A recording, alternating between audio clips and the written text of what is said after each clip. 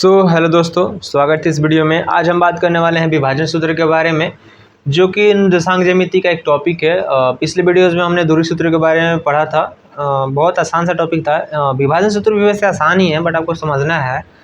मैंने यहाँ पे क्या किया है कि एक स्ट्रेट लाइन लिया है, जिसको मैंने दो पार्ट में डिवाइड किया है। एक्चुअली यहाँ पे 3 बिंदु है, एक ये है, एक बी है, और बीच में मैं मान लेता हूँ यहाँ पे एक बिंदु पी है। ठीक है, पी जो है हम लोगों को एक बिंदु है जो ए और बी जो हमारा ये डिस्टेंस है उसको 2 भाग में डिवाइड कर रहा है। ठीक है, बट ज़रूरी नहीं है कि ये बराबर डिवाइड कर रहा है, किसी भी अनुपात में हो सकता है कि ये डबल हो, ये आधा हो उसका।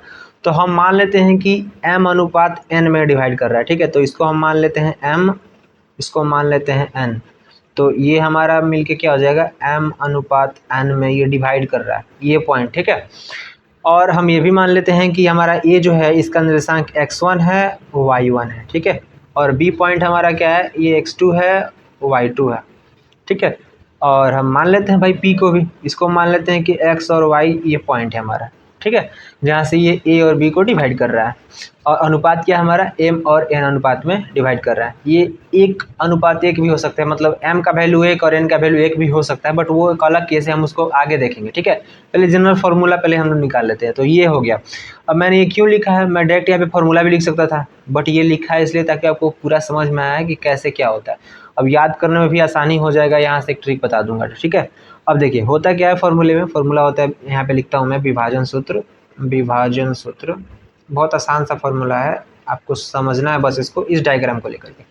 होता क्या है, हम लिखते हैं पहले n(x1) plus m(x2) upon m+n। अब ये जो हमारा पूरा वैल्यू लिखा है ना मैंने अभी, ये सिर्फ x का वैल्यू है।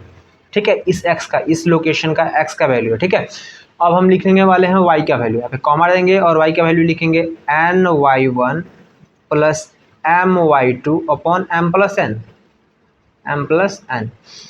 अब एक बात आप यहाँ पे ध्यान दीजिएगा कि जब भी हम यहाँ पे बात कर रहे हैं x2 की, ठीक है, देखिए यहाँ पे x2 है और y2 है, तो हमारा मल्टीप्लिकेशन में क्या है, m है।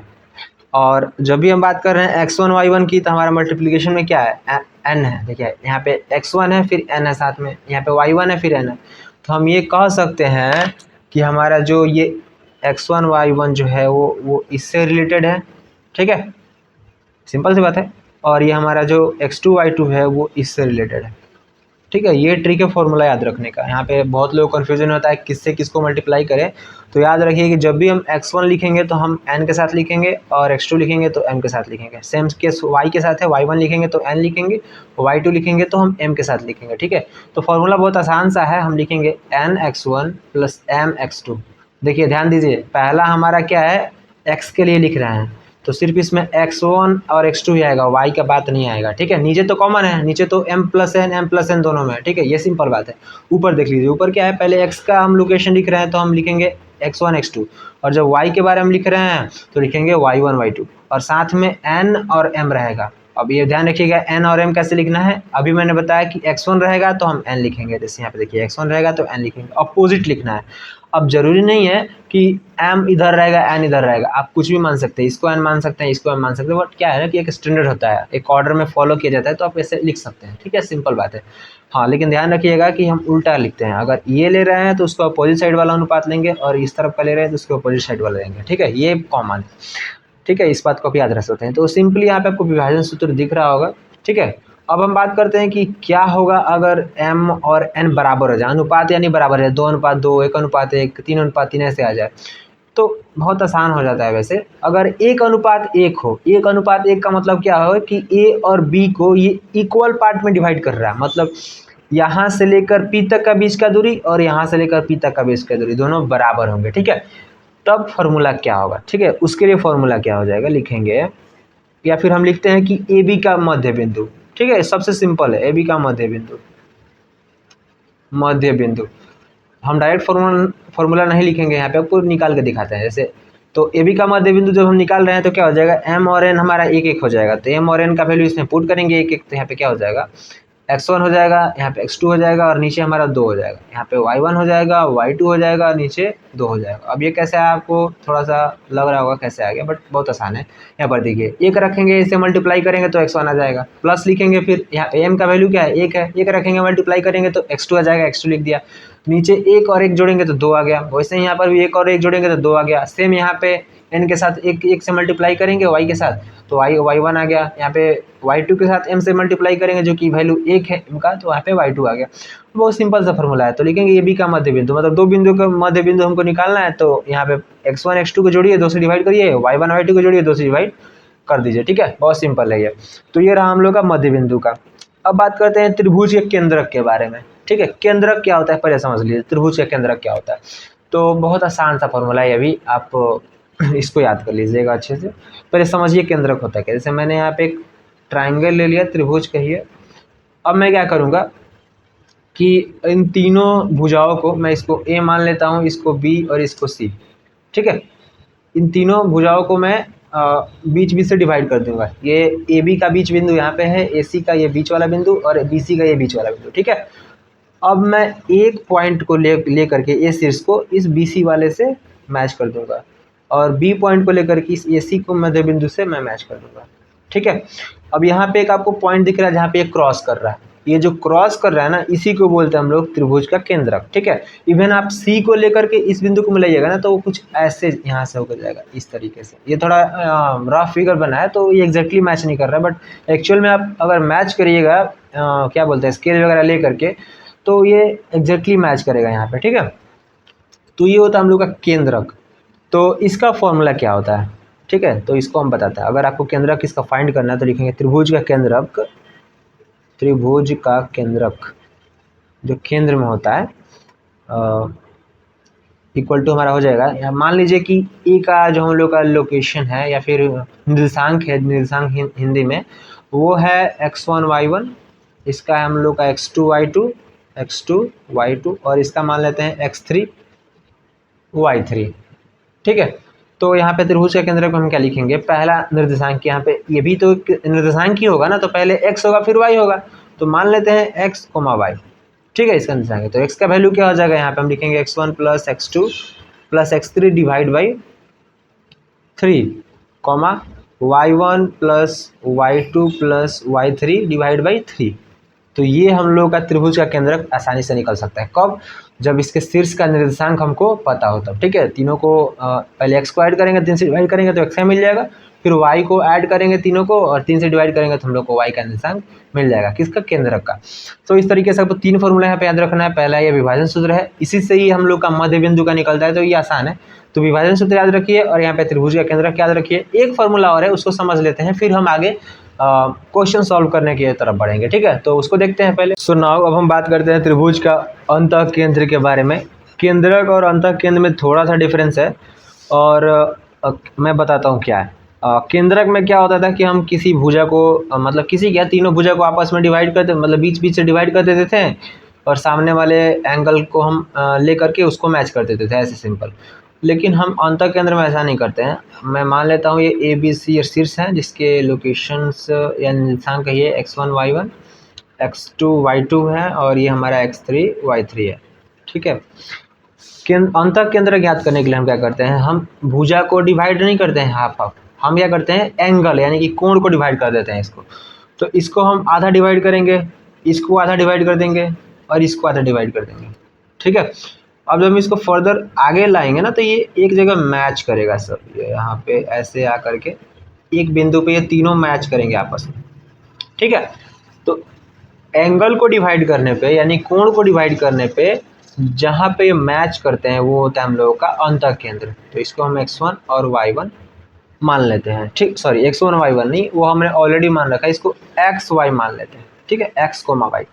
तो इस बिंदु का निर्देशांक हमने मान लिया x, y, ये हम लोग का त्रिभुज का अंतः केंद्र होता है। आई होप आपको अंतः केंद्र समझ में आया होगा। ठीक है, अब हम इसको फॉर्मूले की बात करते हैं। तो अंतः केंद्र हमको ज्ञात करना है, तो अगर हम x और y का वैल्यू निकालें तो सिंपली अगर x का वैल्यू निकालना है तो हम क्या करेंगे, लिखेंगे ax1 plus bx2 plus cx3 upon a plus b plus c comma ay1 plus by2 plus cy3 upon a plus b plus c. तो ये हम लोगों का निकल के आता है अंतः केंद्र।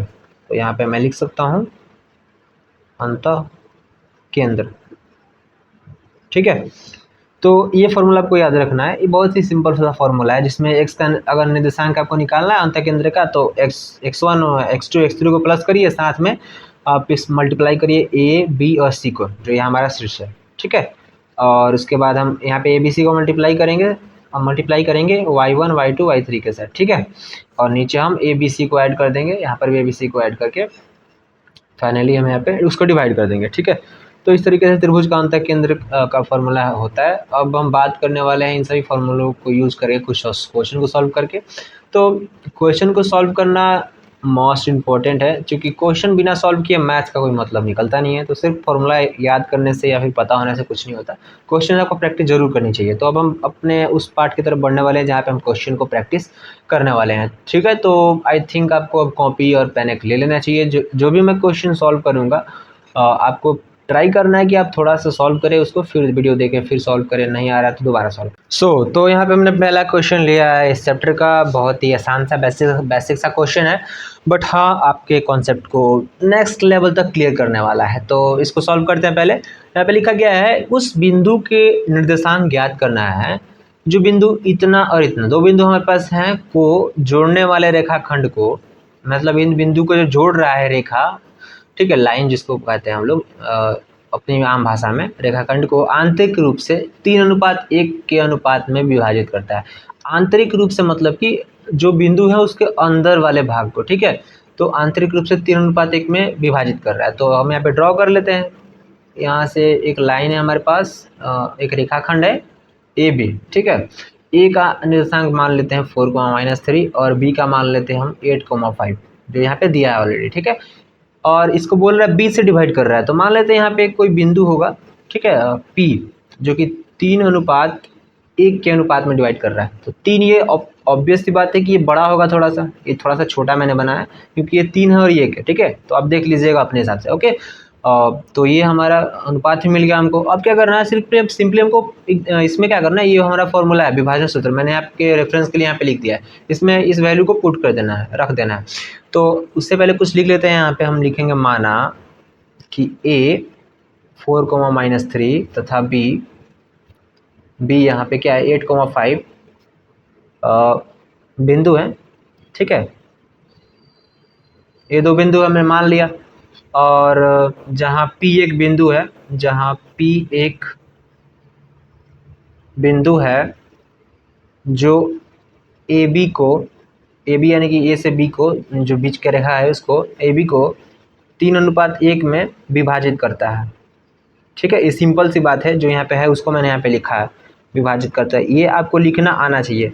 ये सिंपल सी बात है, थ्योरी होता है, जो हम फिगर में बनाते हैं उसको लिख देते हैं यहाँ पे। अगर इवन आप फिगर नहीं भी बना रहे तो आप ये लिख सकते हैं। ठीक है, तो 3:1 विभाजित करता है। तो अब फॉर्मूला हमको लगा देना, लिखेंगे P(x, y), सिंपल बात है, इसको मान लेते हैं x, y।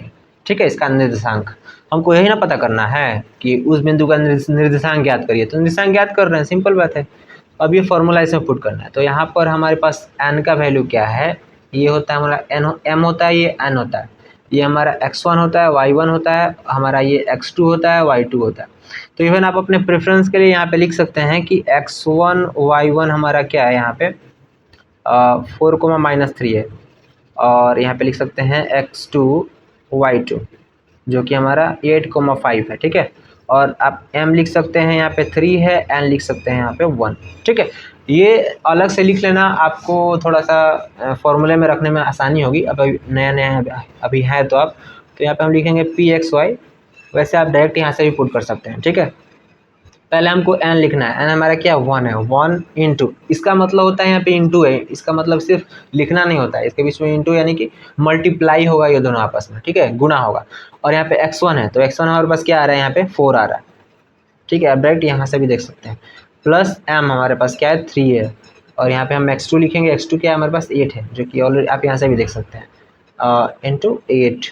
ठीक है, और नीचे हमारे पास क्या है m प्लस n, तो m हमारे पास 3 है, n हमारे पास 1 है, तो 3+1, ये हमारा x का लोकेशन हो गया। y का देखते हैं, y का हमारे पास क्या है n इंटू y1, तो n हमारे पास क्या है 1 है, और y1 क्या है हमारे पास -3 है, तो हम डायरेक्ट यहाँ पे -3 नहीं लिख सकते, इसको कोष्ट में करना पड़ेगा। कोष्ट में क्यों? क्योंकि यहाँ पे गुना भी है और माइनस भी है, दो साइन एक साथ नहीं हो सकते, इसलिए हमने इसको कोष्ट में कर दिया।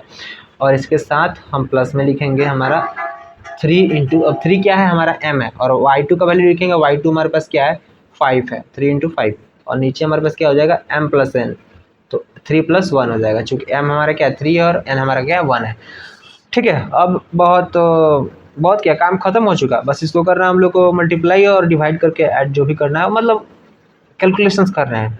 4 इंटू 1 4, यहाँ पे हो जाएगा हम लोग का 24/4, यहाँ पर हमारा हो जाएगा -3 प्लस 15 है ना, और यहाँ पे 4।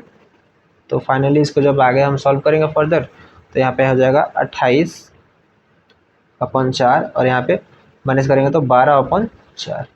ठीक है, इसको हम क्रॉस करेंगे तो यहाँ पर आ जाएगा 7, और यहाँ पे हो जाएगा 3। तो फाइनली 7,3 हमको आंसर मिल गया। अब देखिए हमारे पास क्या आ गया, यहाँ पे px, y इक्वल टू हमारे पास आ गया 7,3। तो ये जो हमारे पास ये डिवाइड कर रहा है ना बिंदु P, इसका हम लोग का लोकेशन मिल गया 7,3, जो कि हम लोग इस क्वेश्चन में ज्ञात करना था। कितना सिंपल सा है ना, ये सब आपको ये मतलब ज़रूरी नहीं होता है ऐसे लिखना है सॉल्व करते समय डेली, बट हाँ आप मैंने बोर्ड के लिए ऑब्वियस सी बात है बताया ये क्वेश्चन, तो आपको ये सारा लिखना पड़ेगा। बोर्ड में आपको एग्जाम में आएगा तो ये आपको लिखना पड़ेगा, फिर आपको ये डायग्राम बनाना पड़ेगा, तब तो ये सॉल्व करना पड़ेगा। इवन आप यहाँ पे फॉर्मूला भी लिख सकते हैं ये इसको लिखने से पहले यहाँ पे, ठीक है। बट आप अगर रेगुलर प्रैक्टिस के लिए सॉल्व कर रहे हैं तो इतना कुछ लिखने का जरूरत नहीं है, सिंपल आप फॉर्मूला में पुट करें डायरेक्ट आंसर निकालिए, ठीक है। प्रैक्टिस के लिए उतना सही है, बट जैसे जैसे एग्जाम नज़दीक आएगा आप प्रॉपर वे में सॉल्व करेगा, ठीक है। तो पहला क्वेश्चन तो साफ होता है। दूसरा क्वेश्चन लेके देखते हैं। यहाँ पे हम दूसरे नंबर क्वेश्चन में क्या कहा जा रहा है कि बिंदु -3,10 और 6,-8, यहाँ पर दो बिंदु दिए गए हैं, इसको जोड़ने वाले रेखाखंड को एक बिंदु हमारे पास है -1,6 किस अनुपात में विभाजित करता है, ठीक है। तो यहाँ पे हमको बिंदु का निर्देशांक नहीं पूछा गया है, हमको पूछा गया है कि अनुपात बताइए भाई किस अनुपात में विभाजित करता है, लेकिन बिंदु का निर्देशांक हमको दे दिया गया है। तो मान लेते हैं कि यहाँ पे एक लाइन ले लेते हैं, ये ए है, ये बी है, और यहाँ पे एक कहीं भी पी बिंदु होगा।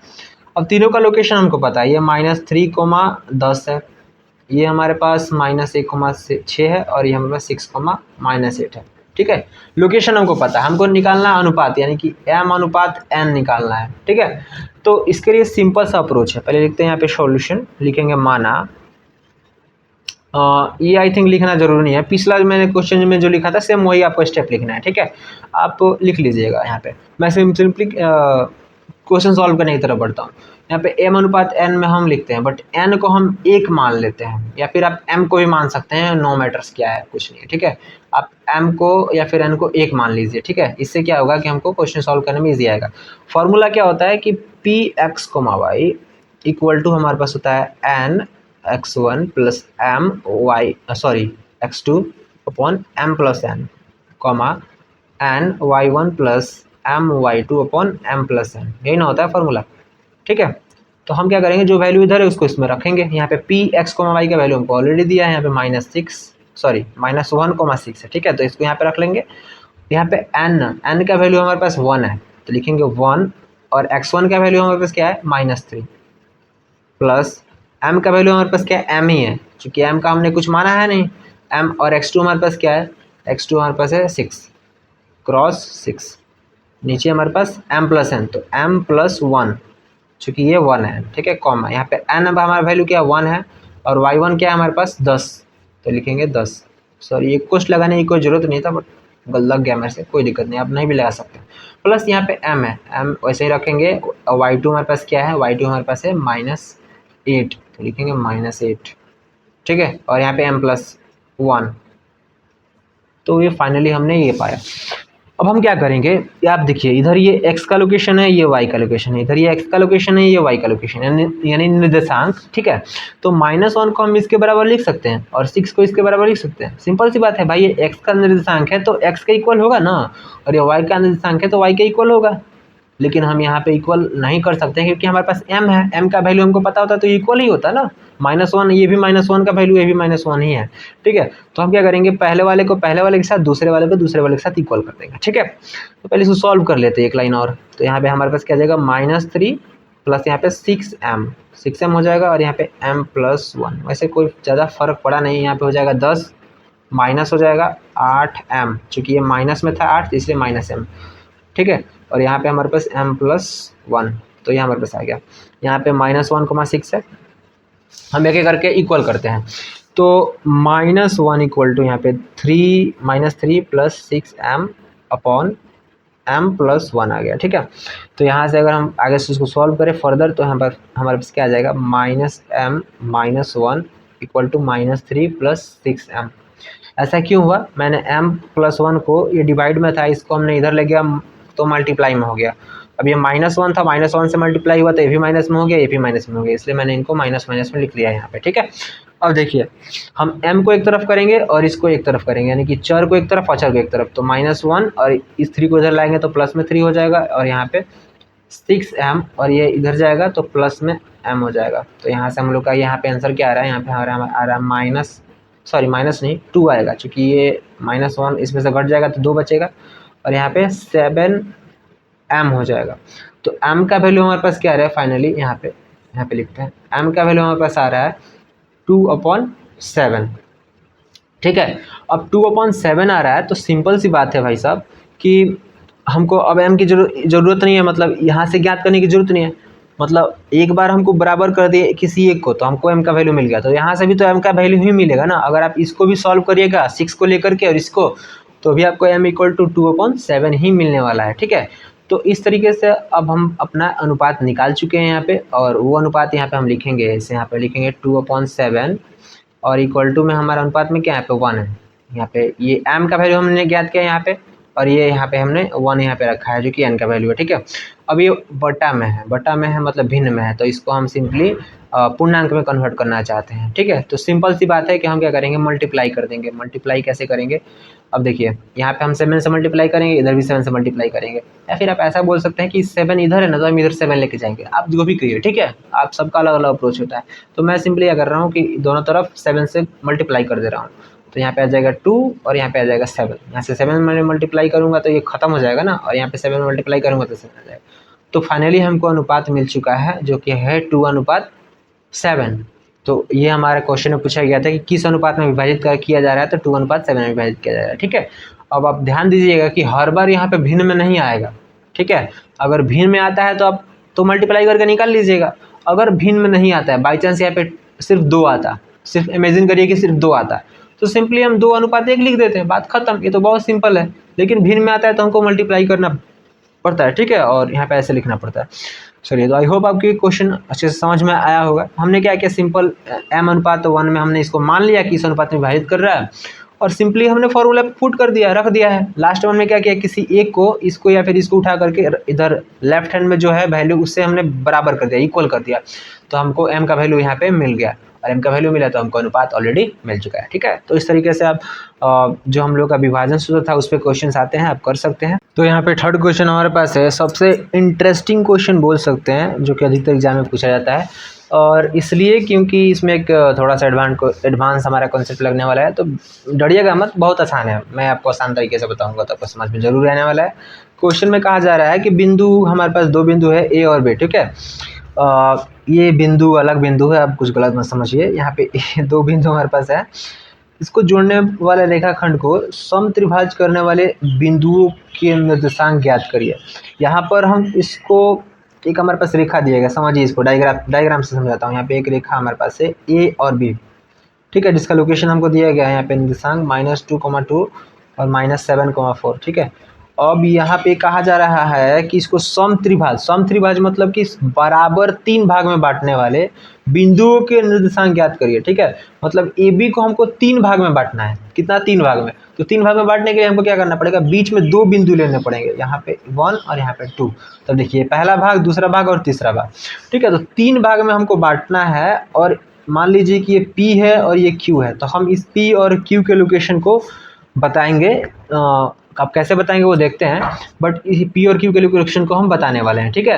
अब आप ध्यान दीजिएगा एक बात, तो यहाँ पर कहा जा रहा है कि बराबर, यानी कि समत्रिभाज, यानी कि ये दूरी आपस में तीनों बराबर होंगे। तो हम अगर इसको 1 1 1 मान लें, ठीक है, मान लेते हैं 1 1 1 के अनुपात में ये विभाजित हुआ है, क्योंकि ऑब्वियसली हुआ है क्योंकि ये सम त्रिभाजित आपस में बराबर है। ठीक है, अब हम इस क्वेश्चन को सॉल्व करने वाले हैं। ठीक है, बट कैसे वो समझिए। ए और बी के बीच में हम अनुपात लेंगे 1:2। अब पी बिंदु का जब हम ज्ञात करेंगे तो 1:2 लेंगे, चूंकि ये 1 और 1 मिलके 2 हो जाएगा। ठीक है, पी का ज्ञात करते समय। और जब हम क्यू का निर्देशांक ज्ञात करेंगे तो हम क्या करेंगे 2:1 ले लेंगे, इधर 1 और इधर 2। और इस तरह हमको एम और एन का वैल्यू मिल जाएगा और हम दोनों का एक एक करके ज्ञात कर लेंगे। ठीक है, तो पहले तो हम पी एक्स वाई ज्ञात करते हैं। पी एक्स वाई ज्ञात करेंगे, इसको मान लेते हैं हम लोग एक्स वाई, और इसको हम मान लेते हैं क्या मान लें, ए भी मान लेते हैं, छोटा वाला ए भी। ठीक है, और पी एक्स वाई निकालेंगे तो हमारे पास क्या है, पहले हमारे पास आता है एन। तो एक सेकेंड यहाँ पे हम लिख लेते हैं, ये हमारा 1:2 में होगा और ये हमारे पास 2:1 में होगा। ठीक है, तो यहाँ से n का वैल्यू हमारे पास क्या आ गया 2 आ गया, चूँकि ये m होता है ये n होता है। ठीक है, तो n का वैल्यू 2 आ गया, इंटू में हमारे पास क्या आ जाएगा x1। तो x1 हमारे पास क्या है 2 है, प्लस m हमारे पास क्या है, हमारे पास 1 है, और मल्टीप्लाई में हमारे पास आ जाएगा y1 हमारे पास क्या है यहाँ पे x1 ही है, x2 आएगा तो -7 हो जाएगा, तो -7 यहाँ पे। ठीक है, और यहाँ पे m+n क्या है 1+2 और वैसे ही हम यहाँ पे करेंगे 2 इंटू यानी n इंटू, अब हमारे पास आएगा y1 तो -2, और प्लस में हमारे पास आ जाएगा 1 इंटू हमारे पास आ जाएगा यहाँ पे 4, क्योंकि 4 हमारा y2 है। ठीक है, और नीचे हमारे पास आ जाएगा 1+2। तो ये हमारा लोकेशन हो गया। एग्जैक्टली आपको ये समझ में नहीं आ रहा है तो पिछला क्वेश्चन को आप प्रैक्टिस करिए, उसी वही फार्मूला बस मैंने लगाया, आपको समझ में आ रहा होगा। ये हमारे पास n है, हमारे पास x1 है, प्लस m है, फिर हमारे पास x2 है, नीचे m+n है, बस वही फार्मूला ही लगाया है, बस ज़्यादा कुछ रॉकेट साइंस नहीं है। ठीक है, तो आई होप आपको समझ में आया होगा। अब इसका बेसिक कैलकुलेशन करते हैं। यहाँ पे 2 2 जा 4 हो जाएगा, प्लस यहाँ पे माइनस हो जाएगा, चूँकि माइनस यहाँ पे माइनस है ना, इसलिए तो -7 और 1 में मल्टीप्लाई होगा तो सिर्फ 7 आ जाएगा, अभी माइनस में, और नीचे 1+2 = 3। यहाँ पर हमारे पास क्या आ जाएगा, माइनस से मल्टीप्लाई करेंगे तो माइनस में ही आएगा, बट 2 2 जा 4 आ जाएगा, यहाँ पे प्लस में आ जाएगा 4 अपॉन यहाँ पे आ जाएगा 1+2 = यहाँ पे 3। अब देखिए यहाँ पर हो गया हम लोग का लोचा क्या होने वाला है, देखिए यहाँ पे -7 और 4 को हम करेंगे तो -3/3 हो जाएगा, यहाँ पे हो जाएगा 0/3। ठीक है, तो लोचा कुछ नहीं होगा, यहाँ पे हम इसको कटाएंगे तो हमारे पास आ जाएगा -1 है, यहाँ पे 0 आ जाएगा। 0 क्यों, क्योंकि 0 को किसी भी संख्या से डिवाइड करते हैं तो हमको 0 मिलता है। तो पहले बिंदु का लोकेशन हमको मिल गया, यानी कि P का लोकेशन क्या है -1,0। ठीक है, P ज्ञात हमने कर लिया। अब बारी आती है Q की, तो लिखेंगे Q A, B, हमने A, B माना है ना, तो यहाँ पे लिख लेते हैं P x, y। x, y का वैल्यू हमको यहाँ पे मिल चुका है। ठीक है, अब हम बात करने वाले हैं Q के बारे में। Q A B = हमारे पास यहाँ पे डायरेक्ट हम करने वाले हैं। यहाँ पे देखिए, यहाँ पे n का वैल्यू हमको क्या है 1 है। अब देखिए करना कुछ नहीं है, बस यहाँ पे जहाँ 2 है वहाँ पे 1 करना है, जहाँ पे 1 है वहाँ पे 2 करना है, क्योंकि भाई बिंदु तो वही रहेगा, A और B वही है, जिसमें यहाँ पे हमने x और y वाले के लिए A भी ही लिया था ना, बट ये अनुपात बदल गया है। यहाँ पे देखिए 1 2 है, 2 1 है। ठीक है, तो यहाँ पे वही करना एक्सचेंज है। यहाँ पे हम लिखेंगे 1:2 प्लस यहाँ पे 2 इंटू -7। ठीक है, अपॉन 1+2, या फिर लिखेंगे 2 + 1, चलते हैं नियम के अनुसार। और यहाँ पर हम लिखने वाले हैं 1 इंटू -2 प्लस 2 इंटू 4 अपॉन 2 + 1। ठीक है, तो ये हमारा मिल गया। यहाँ से सॉल्व करेंगे तो यहाँ पे आ जाएगा हम लोग का 2 इंटू 2, और यहाँ पे हमारा हो जाएगा माइनस में 7 2 14 अपॉन यहाँ पे 2 1 3, और यहाँ पे हमारा आ जाएगा -2 प्लस 4 2 8/3 यहाँ पे। तो ये हमको यहाँ पे मिल गया। अब इसको हम करेंगे तो यहाँ पे आ जाएगा हम लोगों का -12/3, और यहाँ पे हम लोग का आ जाएगा माइनस नहीं आएगा, सिर्फ 6 आएगा, 6/3। तो फाइनली इसको सॉल्व करेंगे आगे तो हमको मिलेगा यहाँ पे -4 और यहाँ पे 2, तो -4, 2 हमको यहाँ पे लोकेशन इसका मिल चुका है। तो हम यहाँ पे बोल सकते हैं कि हमारा इसका नाम हमने क्या रखा था, QA, B = -4, 2। ठीक है, तो इस तरीके से हमने P और Q का लोकेशन ज्ञात कर लिया। ठीक है, अब एक और आपके लिए यहाँ पे होमवर्क है। यहाँ पर तो हमने इसको 3 भाग में डिवाइड किया, मतलब A और B को 1 और 2 3 भाग में डिवाइड किया। ठीक है, अगर आपसे कहे 4 भाग में डिवाइड करना है तो अब आप कैसे करिएगा, मैं आपको बता देता हूँ। सिंपल है, वहाँ पे हमको 3 बार कैलकुलेशन करना पड़ेगा। मैं यहाँ पे रफ आपको फिगर बना के दिखाता हूँ। जैसे मान के चलिए ये बिंदु है, ठीक है, ये अलग क्वेश्चन है, आपको खुद से ट्राई करना है अभी। ये इसको 4 भाग में डिवाइड करने के लिए यहाँ पे 1, यहाँ पे 2 और यहाँ पे 3 बिंदु हमको लेना पड़ेगा बीच में। तो ये पहला हो जाएगा, ये दूसरा, ये तीसरा और ये चौथा। 4 भाग हो गया। सभी क्या है, बराबर अनुपात में है। ये ए है, ये बी है। अब मान लेते हैं ये हमारे पास पी, क्यू और आर बिंदु है, ठीक है। तो अगर हम पी ज्ञात करेंगे तो हमारा अनुपात क्या हो जाएगा, 1:3 हो जाएगा। क्यू ज्ञात करेंगे तो 2:2, आर ज्ञात करेंगे तो 3:1 हो जाएगा। बस अनुपात में चेंज आया, ठीक है। चूंकि इधर यहाँ पे क्या है 1 to 3 और ये 1 तो 3:1, यहाँ पे 1:3 हो जाएगा, यानी 1 1 2 3, ठीक है। और यहाँ पे दोनों तरफ 2 2 है तो 2 लिख दिए, बस अनुपात में चेंज हुआ। इस तरीके से आप 4 भाग में अगर डिवाइड करेंगे, अगर लिखेंगे बराबर 4 भाग में डिवाइड कर रहा हो ए और बी बिंदु को, तो वैसे भी आप ज्ञात कर सकते हैं। और अभी आप इसको सॉल्व करिए, पी क्यू आर का वैल्यू निकाल करके देखिए कि आपसे हो पा रहा है या फिर नहीं आ रहा है। इस फिगर को लीजिए और लोकेशन आप क्या करेंगे, लोकेशन यही ले लीजिए। यहाँ पे -2 है, 2, -2 ले लीजिए और यहाँ पे -7,4 ले लीजिए, ठीक है। और सॉल्व करिए, आई होप आप इसको कर पाएंगे। तो हमारे पास यहाँ पे क्वेश्चन नंबर 4 है, जो कि बहुत ही पिद्दू सा क्वेश्चन है, बट थोड़ा सा ट्रिकी क्वेश्चन है। और यहाँ पे केंद्रक वाला जो फॉर्मूला हमने पढ़ा था वो यूज़ होने वाला है। तो देखते हैं क्या है। लिखा गया है कि त्रिभुज का शीर्ष ज्ञात करें यदि उसके 2 शीर्ष -3, 1 तथा 0, -2 हो और उसका केंद्रक मूल बिंदु पर हो, ठीक है, ध्यान दीजिएगा। तो मैंने यहाँ पे सिर्फ ये बनाया ट्रायंगल। ये मान लेते हैं ए बी सी है और ये हमारा जो इधर जाएगा, इधर जाएगा और इधर जाएगा, केंद्रक है। तो ए को हम मान लेते हैं 0, -2 है, बी को हम मान लेते हैं -3, 1 है और सी को मान लेते हैं हम x, y, ठीक है। चूंकि सी हमको ज्ञात करना है, इसमें बोला गया है तीसरा शीर्ष ज्ञात करिए, तीसरा शीर्ष ये है। और इसमें केंद्रक दे दिया है कि मूल बिंदु है, ये केंद्रक है, मूल बिंदु है, यानी कि 0 0 0 है। तो हमने पढ़ा था अभी, जो भी यहाँ पे भाषा होगा आप लिख लीजिएगा, मैं यहाँ पे बोल देता हूँ कि हम लिखेंगे माना ए बी सी त्रिभुज का शीर्ष है, जहाँ ए ये है, बी और ये है, और मान लिया कि सी का निर्देशांक x, y है, ठीक है। इतना तो आप लिख सकते हैं। उसके बाद लिख लीजिएगा कि माना कि जो हमारा केंद्रक है वो हम मान लेते हैं x, y, z, या फिर p मान लेते हैं, जो भी आप कहिए p मान लेते हैं, ठीक है। तो अब हम लिखते हैं फॉर्मूला। तो अगर हम केंद्रक ज्ञात कर रहे हैं तो क्या होता है हमारे पास, x1 y1 सॉरी x2 और x3, y नहीं आता है, और यहाँ पे हमारा हो जाता है 3, और यहाँ पे आता है हम लोग का y1 y2 प्लस y3, हमारा आ जाता है 3। तो ये हमारा केंद्रक होता है। और केंद्रक हमारा क्या दिया है, 0,0 दिया है।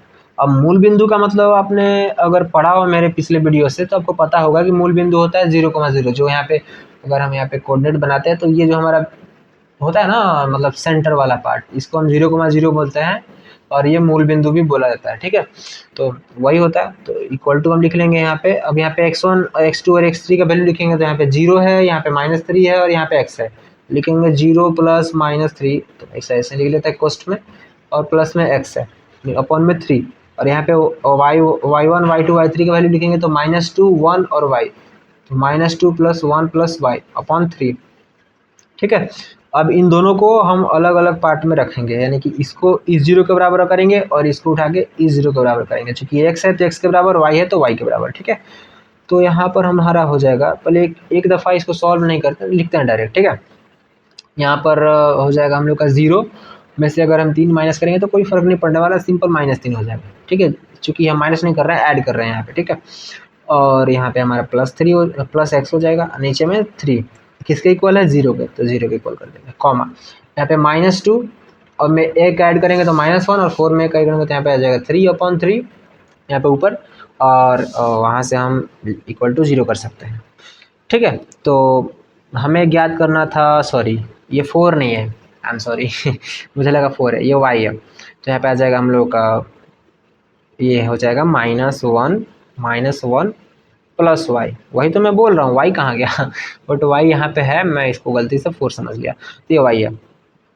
अब देखिए यहाँ पे सॉल्व करेंगे तो यहाँ पे -3 प्लस x हो जाएगा, ये तो 0 हो गया ना इधर जाके, मतलब मल्टीप्लाई करेंगे तो 0 हो जाएगा, ये भी तो 0 हो गया, तो -1 प्लस y इक्वल टू 0। अब यहाँ से x का वैल्यू हमारे पास क्या आ गया, इधर माइनस में इधर जाएगा तो प्लस में तो 3 आ गया, यहाँ से y का वैल्यू हमारे पास 1 आ गया। कितना आसान था ना, बस फॉर्मूला में रखना था और हमारे पास आ गया एक्स वाई वैल्यू। ठीक है, तो सिंपल सी बात है, लिख लेंगे केंद्रक या फिर केंद्रक नहीं, केंद्रक नहीं, इसमें हम लोग को तीसरा शीर्ष निकालना था, लिखेंगे C x comma y equal to 3 comma y, sorry 3 comma 1। तो ये हम लोग का आंसर आ चुका है यहाँ पे। ठीक है, तो इस तरीके से आप ज्ञात कर सकते हैं। और आई होप कि मैंने जो यहाँ पे भाषा बोला था वो आप लिख लेंगे, बहुत आसान होता है वो लिखना, वो कोई बड़ी बात नहीं है। ठीक है, तो all the best. Next question एक और देखेंगे जो कि एडवांस लेवल का क्वेश्चन है, उसके बाद हम इस वीडियो को यहीं पे स्टॉप करेंगे। तो तो अपने लास्ट क्वेश्चन की तरफ बढ़ते हुए, जहाँ पर हमारे पास दिया गया क्वेश्चन में कि उस त्रिभुज की मध्यिकाओं की लंबाई याद करें जिसके शीर्ष इतना इतना और इतना है। ठीक है, तो हमको एक त्रिभुज दिया गया है जिसके मध्यिकाओं की लंबाई ज्ञात करना है और इसका शीर्ष भी दिया गया है यहाँ पे 3। ठीक है, तो हमें एक बेसिक सा स्ट्रक्चर ड्रॉ कर लेते हैं ऐसा। ठीक है, ये हमारे पास ये दिया गया है और मान लेते हैं ए है, ये बी है और ये सी है। ठीक है, हमें ज्ञात करना है यहाँ से लेकर यहाँ तक का दूरी, यहाँ से लेकर यहाँ तक का दूरी और यहाँ से लेकर यहाँ तक का दूरी। ठीक है, लेकिन आपको पता है कि दूरी ज्ञात करने के लिए हमको दोनों बिंदु का लोकेशन यानी कि निर्देशांक पता होना चाहिए। ठीक है, तो हम इसको मान लेते हैं ए बी सी, इसको डी, इसको ई और इसको एफ।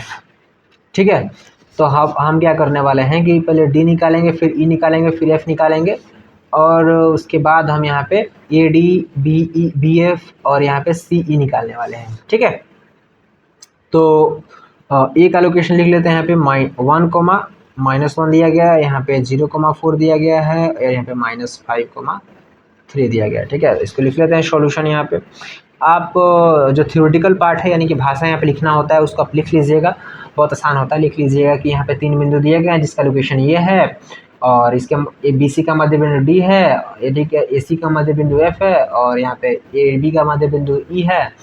और हम क्या करने वाले हैं कि निकालने वाले हैं ए डी का लंबाई, बी एफ का लंबाई और सी ई का लंबाई। ठीक है, इन तीनों का लंबाई निकालने वाले हैं। ठीक है, जो कि पूछा गया मध्यिकाओं की लंबाई ज्ञात करना है।